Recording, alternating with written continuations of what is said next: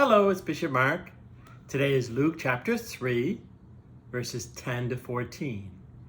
And today they ask John the Baptist, well, what should we do? Remember, he was wagging his finger kind of at them last time.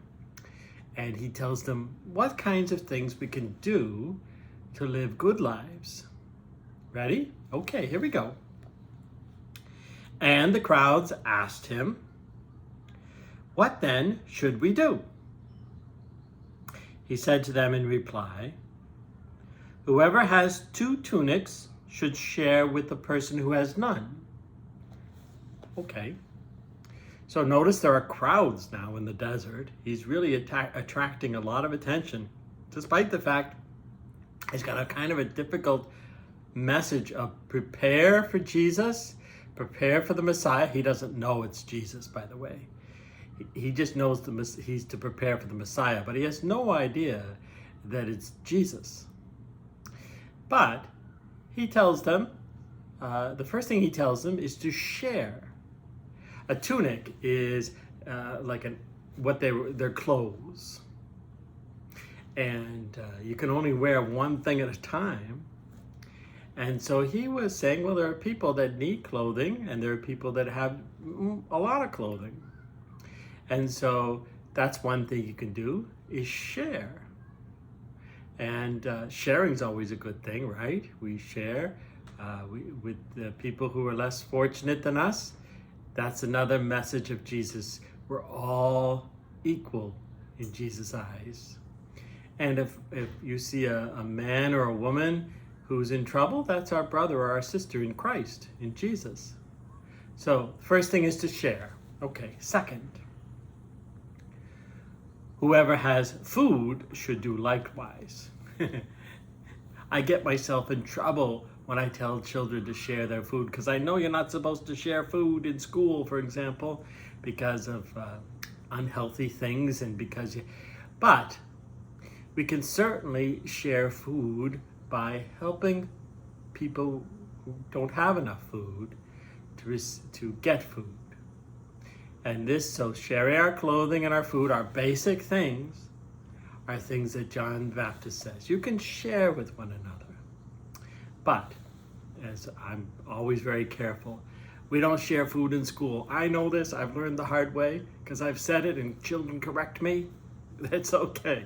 But we still make sure that we share food with those who are hungry by participating in your church or wherever you do that helps the poor. Okay, let's continue. Even tax collectors came to be baptized. Now that's a fascinating one. Now, remember I said that the Jewish people were under the Romans. The Romans had conquered the land, and therefore they were the rulers, and the Jews were working under them because they were dominated by the Romans. Now, one of the things the Romans did is they charged taxes. Taxes are things we need to pay, like we pay the U.S. government so that they can run the United States. Citizens, people pay taxes. But these Roman tax collectors were collecting money for the Romans. And so they were kind of hated. They weren't kind of hated. They were really hated by the Jewish people because the Romans used Jewish people to collect taxes for the Roman people. It was like working for your enemy, that was not somebody that people liked. So, but it's interesting, tax collectors will go out to John. So tax collectors are really low down in the pecking order in society, but even they went to John to be baptized. And they said to him, "Teacher, what should we do?" He answered them, "Stop collecting more than what is prescribed." In other words, If you're going to be a tax collector, be a fair tax collector. Some tax collectors were collecting more than was required because where would the money go? It would go in their own pocket. And so he said, if you're going to be a tax collector, you have a difficult job. Do it honestly. Be a fair one. Don't collect more than you need to. Then, even tax collectors, okay, he answered them, stop collecting more than what is prescribed. Soldiers also asked him, and what is it that we should do? He told them, do not practice extortion.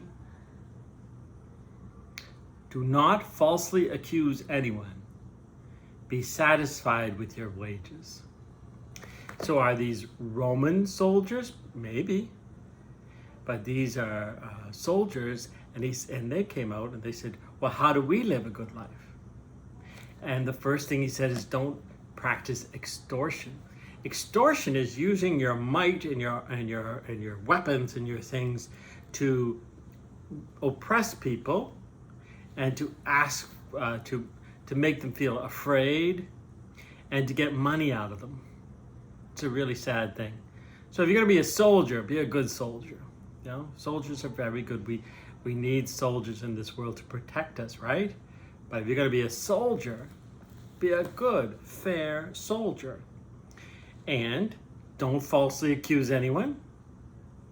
You know, because if a soldier has all the power, sometimes they can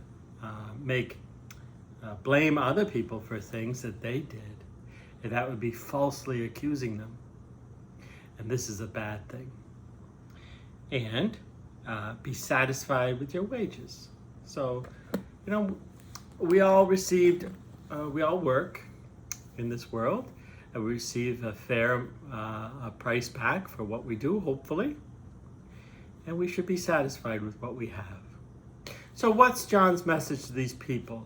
The crowds, the tax collectors, the soldiers, all these strange people that are coming out and discovering their religion. Be good. Share. Be fair with other people. These are good messages for you and me. Be good. Share when we can. Be good to other people. Okay. Simple message today. Have a good one.